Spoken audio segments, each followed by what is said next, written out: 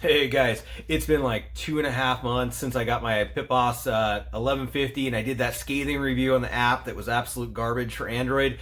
And I gave them some time. I wanted to give them some time to see if they got this app fixed, get some updates, because the Android app was just absolute garbage for this thing. So they came out with an update. So I think it was in December time frame, and just before I came down with the COVID crap and all that. And so I did the update. I downloaded it and I started playing with it, and working with it, and testing it on the smoker because I was doing some meats. And garbage. This one was, they fixed some stuff and I was kind of excited about it, and other stuff broke even worse than it did before. It was really, really bad.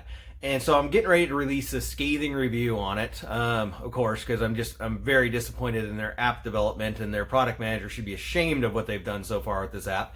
But anyways, we move on, and then right about when I'm ready to release it, boom, there's another app comes out.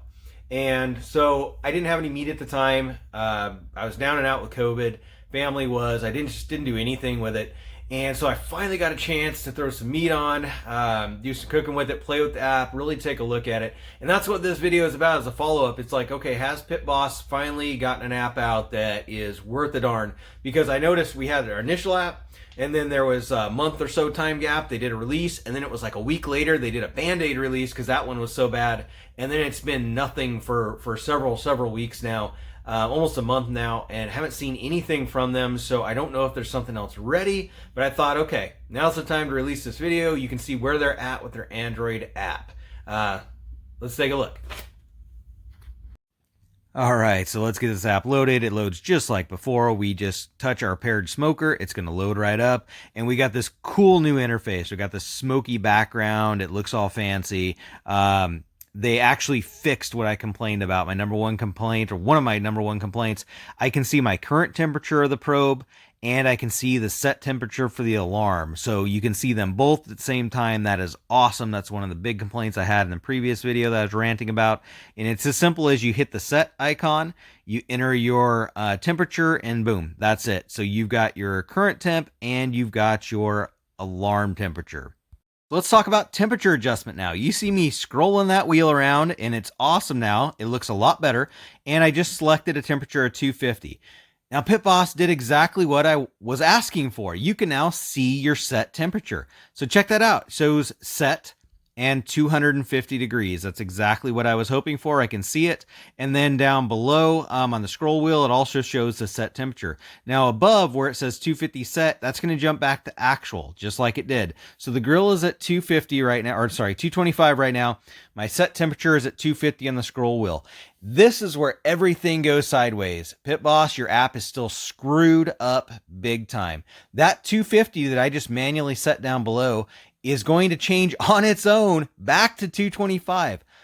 This smoker never holds its setting. So it doesn't matter if I set it to 250, set it to 300, whatever I set it to, it doesn't take. After that period of time, it reverts back to whatever it was set manually on the jog wheel on the smoker itself.